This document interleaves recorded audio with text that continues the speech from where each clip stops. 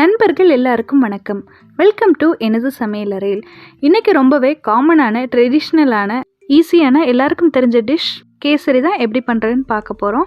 இதுக்காக ஒரு தவா எடுத்துக்கிறேன். நான் நான்ஸ்டிக் பேன் தான் மேக்ஸிமம் யூஸ் பண்ணுவேன். அதில் ஒரு ஸ்பூன் நெய் சேர்த்துட்டு நல்லா காய வச்சிடலாம்.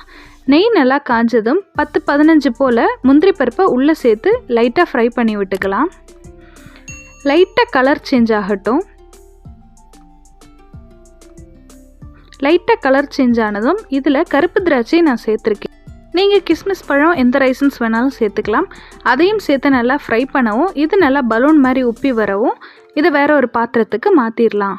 அடுத்ததாக நான் இன்றைக்கி 1/2 கப் ரவை எடுத்திருக்கேன். அதை லைட்டாக கலர் சேஞ்ச் ஆகிற வரைக்கும் ஃப்ரை பண்ணி எடுத்துடலாம்.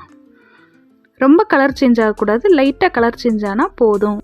ரவையும் வேறு பாத்திரத்துக்கு மாற்றிடலாம். அடுத்ததாக அதே பேனில் 1 கப் தண்ணி சேர்த்துக்கலாம். நான் 1/2 கப் ரவைக்கு 1 கப் தண்ணி சேர்த்துருக்கேன். அதாவது 1:2 ரேஷியோ.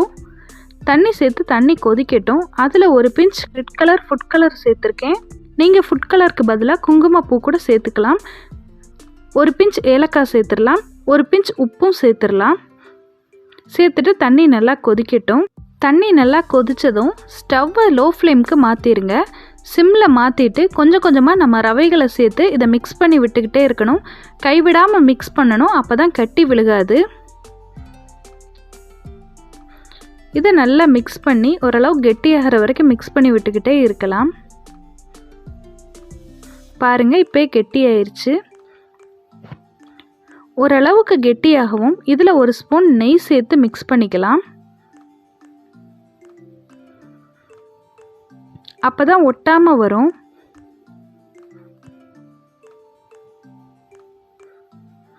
நெய் சேர்த்து நல்லா ஒரு மிக்ஸ் கொடுத்ததுக்கப்புறம் 1/2 கப் சுகர் சேர்க்குறேன். ஜீனி 1/2 கப் சேர்த்துருக்கேன்னா ரவை 1/2 கப்புக்கு தான் சுகர் 1/2 கப் சேர்க்கணும். எவ்வளோ ரவை சேர்க்குறீங்களோ அதே அளவு சுகர் சேர்த்தா தான் டேஸ்ட் கரெக்டாக இருக்கும். உங்களுக்கு தேவைன்னா கூட்டவோ குறைச்சிக்கவோ செஞ்சுக்கலாம். அவ்வளோதான், சேர்த்து ஒரு மிக்ஸ் கொடுத்துடலாம். ஜீனி லைட்டாக மெல்ட் ஆகும்போது ரவையும் மெல்ட் ஆகும். அந்த லிக்விடான கன்சிஸ்டன்சி கொஞ்சம் கெட்டியாகிற வரைக்கும் மிக்ஸ் பண்ணி விட்டுக்கிட்டே இருக்கலாம். அப்புறம் ஒரு டிப்ஸ், உங்களுக்கு நேச்சுரலான ஃபுட் கலர் வேணும்னா நான் அதை சொல்லித்தரேன். குழந்தைங்களுக்கு ஆப்பிள் கொடுக்கும்போது அந்த தோலை எடுத்துகிட்டு தான் கொடுப்போம். அந்த தோலை வெயிலில் காய வச்சு பத்திரமா வச்சுக்கோங்க. கொஞ்சம் நிறைய சேர்க்கவும் மிக்சியில் அடித்து அதை பவுட்ரு பண்ணி வச்சுக்கோங்க. அதை ஃபுட் கலராகவும் யூஸ் பண்ணிக்கலாம். ஓகே, இப்போ கடைசியாக ட்ரை ஃப்ரூட்ஸ் எல்லாமே சேர்த்து இறக்கிடலாம். அவ்வளோதான் நம்மளோட rava kesari. Food colour maximum நேச்சுரலாகவே யூஸ் பண்ண பாருங்கள். அதுதான் குழந்தைங்களுக்கும் உங்களுக்கும் உடம்புக்கு ரொம்ப நல்லது. இந்த ரெசிபி நீங்களும் வீட்டில் ட்ரை பண்ணி பார்த்துட்டு எப்படி இருக்குன்னு சொல்லுங்கள். மறக்காமல் நம்ம சேனலுக்கு சப்ஸ்கிரைப் பண்ணுங்கள். சப்ஸ்கிரைப் பண்ணுறது ஃப்ரீ தான், தாராளமாக சப்ஸ்கிரைப் பண்ணலாம். நீங்கள் பண்ணுற ஒரே ஒரு சப்ஸ்கிரைப் தான் எனக்கு மேலும் மேலும் வீடியோ பண்ண ரொம்பவே மோட்டிவேஷனாக இருக்குது. அதனால் மறக்காமல் என் சேனலுக்கு உங்கள் சப்போர்ட்டை கொடுங்க.